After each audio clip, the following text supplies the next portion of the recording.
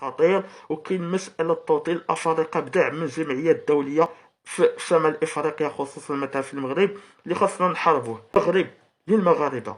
الخطير في هاد الأفارقة أن عندهم إيديولوجيات واضحين وتعنوهم للملأ على أن شمال إفريقيا خاصها تكون للسود. والدليل على البيبليكاسيون ديال وحدة منهم اللي هي هادي، اللي تتقول على المنتخب ديالنا حاشاهم مساكن اللي مثلونا احسن تمثيل انهم فيكم ركن، انهم ماشي مغاربه. يا المغاربه الافارقه تيقولوا على اننا حنا ماشي مغاربه.